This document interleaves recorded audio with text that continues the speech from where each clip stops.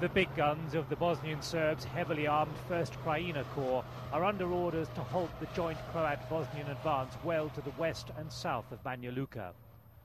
Western intelligence sources say the Krajina Corps is intact and by and large fully manned.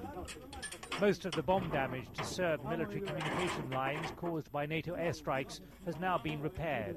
The Bosnian Serb Commander General Mladic has now been seen in Banja Luka after being in a Belgrade military hospital with a kidney problem.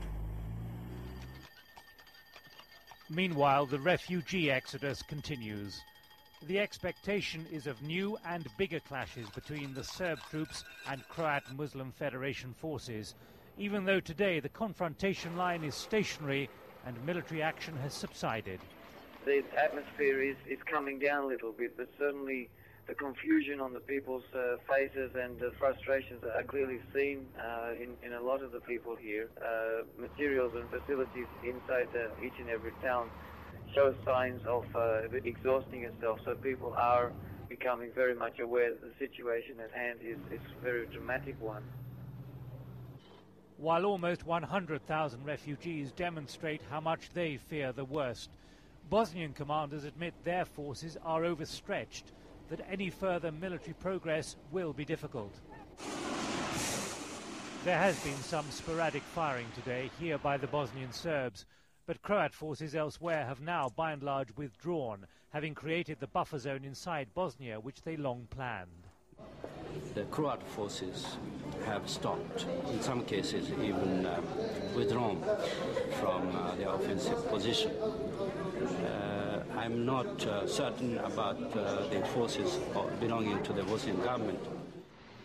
But bust into this standoff from Serbia proper have come some 1,000 Serb paramilitaries, the Tiger shock troops of the ultra-nationalist leader Arkan, who led the reign of Serb terror and ethnic expulsion of Muslims around Banja Luka in the first 2 years of war.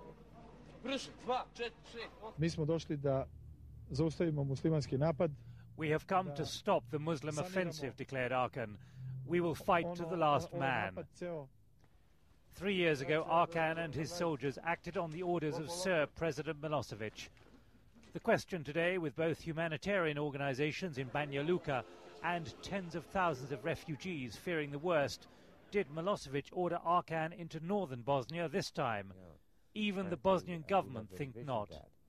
We don't think that Mr. Milosevic will intervene, even if Banja Luka does become a subject of action by army to be, quote-unquote, liberated. But Arkan seems to be on the move, 1,000 paramilitaries. Well, that is the real point. As long as you have people like Arkan and people like Mladic running around in places like Banja Luka, then you really don't have peace. There is clear evidence of Bosnian military impatience to expel these Serb forces from the Banja Luka region and to liberate its remaining Muslim population. Because at the same time, Serb expulsions continue. Here, for example, ferry loads of Croats being forced into Croatia today. Hundreds of Muslims suffering the same fate in the south around Doboj. As for Banja Luka, the Bosnian government say they want a political, not a military solution to make it multi-ethnic, including Serbs. But those who orchestrated all the horrors, like Bosnian Serb leader Radovan Karadzic, who today visited the city, must be expelled or arrested.